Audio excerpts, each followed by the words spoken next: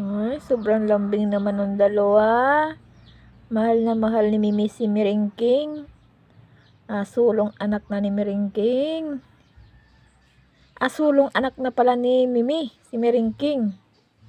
Ano, malaki na si Meringking. Yung baya ay pan, ay sisipag ba yan mag pinanguha ng mga daga. Yung dalawa na yan. Oo. Pinanguha ng daga. Kaya, ang mga daga dito sa amin ay takot. Gawa ng kwan. Pirmi ng mahuhuli. Itong maliit. Itong isa. Itong may kulay. Ito, itong nasa ilalim. Ito. Masipag yan manguha ng daga. Ito si Mimi, mahilig din yan manguha ng daga. Inabigay niya dito kay Meringking dito. Inabigay niya, no? Mahal na mahal yung kanyang anak ko. Nalamig sila, nag-inulan. Oo. Ay, sino nagkumot dito? Lem, ikaw ang nagkumot dito? Nagkumot ang dalawa.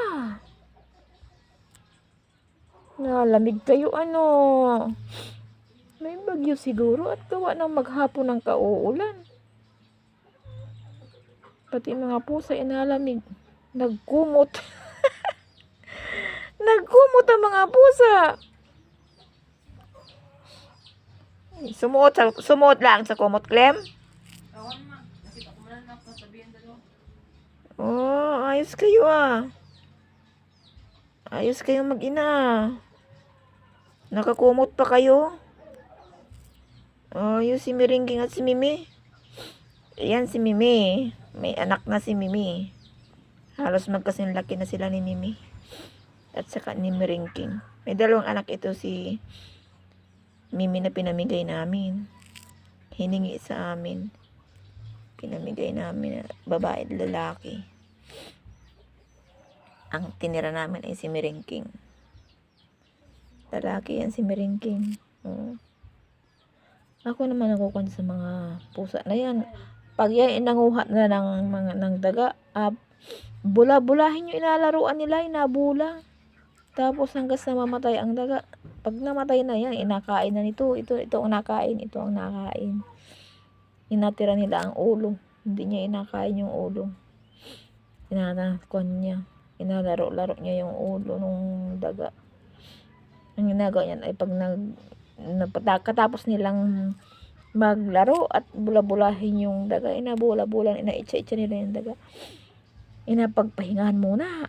Pagkatapos ay maya at tirahin na nito, akain na nito, nakain na nitong, inakain na niya ni Meringking ang daga.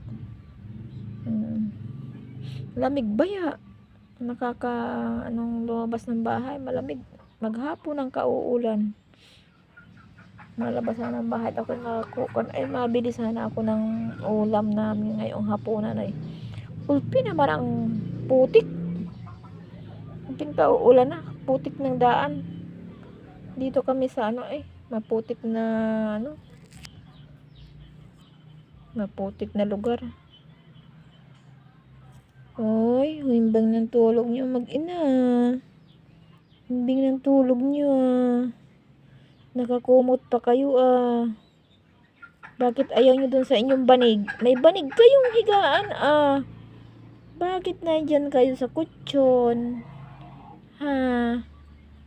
Meringking at Mimi. Ano ba naman itong inapangkausap ko na ito? Mga tulog man pala ito. Mga tulog ang aking kausap. Ito ba'y nasagot si Mimi pag ito'y nakausap? Tulog laang. Nakakumot pa. Okay po mga kaibigan, ingat po tayo sa ating mga paggawa sa araw-araw. Malamig ang panahon ngayon. Sarap magtinulog, magbalot sa kumot. God bless po sa inyong lahat, mga friendship kong tunay. Bye-bye.